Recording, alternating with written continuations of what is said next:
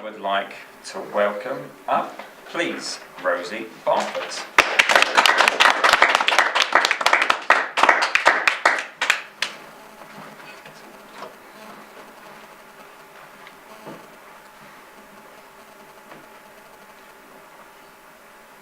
John had a dream. He had had this dream since he was 6 years old, that one day he would be a famous artist. His parents thought it was a fad he'd grow out of, but John spent every moment he could drawing and crayoning. He had one drawback, his vision. He was severely colourblind. When it came to his art exam, he was required to paint a vase of sweet peas. He worked meticulously, not realising that everything that should have been green, he was painting brown.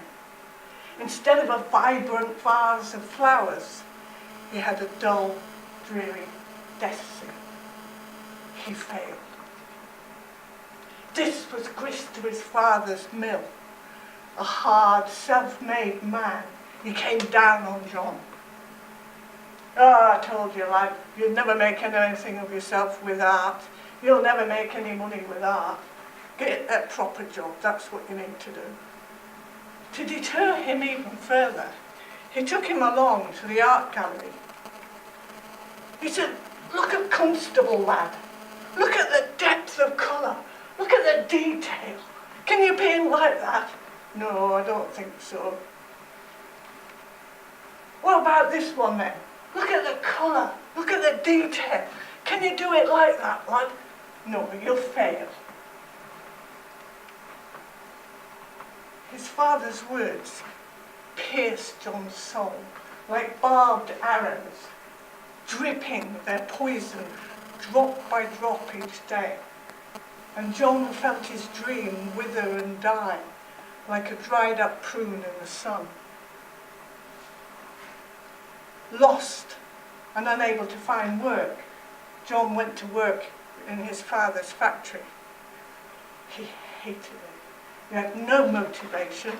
He didn't achieve, and basically fulfilled what his father's words had said, that he would fail.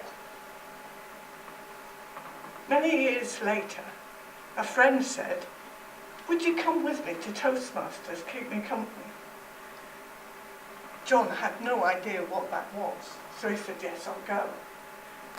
He was blown away by the positive environment that he found himself in. Even if people didn't do great speeches, they were given encouragement to improve. Buoyed up by that, John decided to sign up for table topics. Purely by chance, the topic he was given was the power of parents.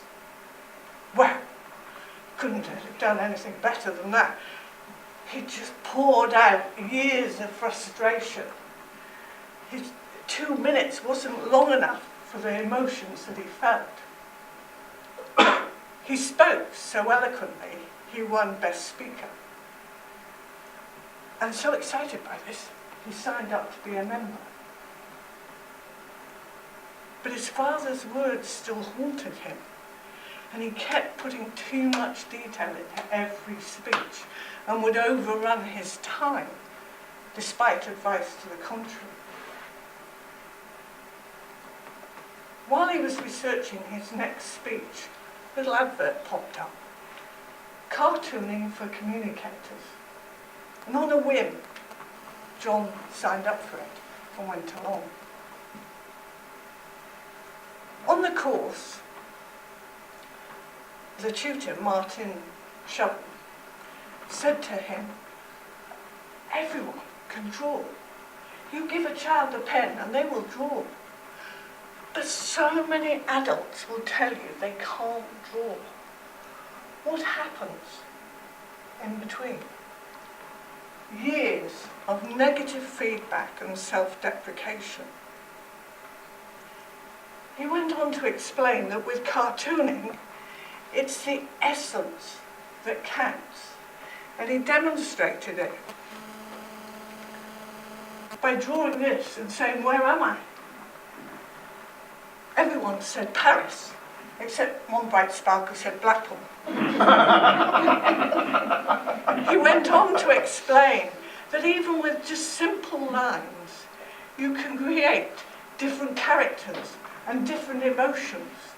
And the human mind has the imagination to fill that in and read into it what they will.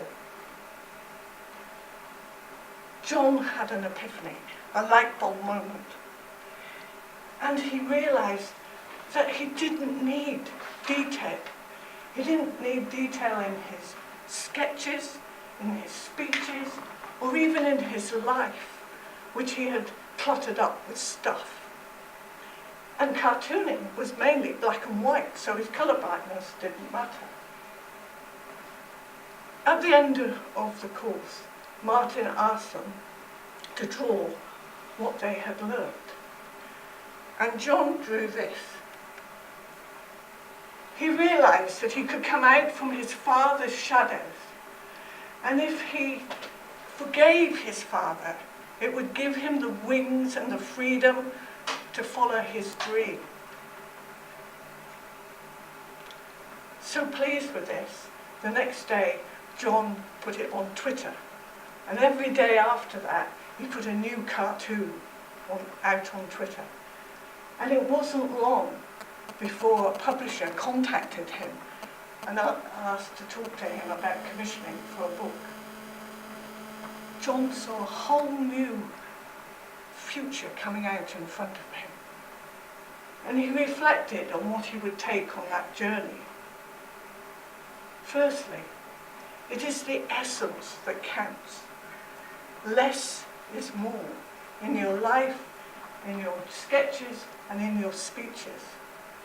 But most importantly, follow your dream, for that is the essence of who you are.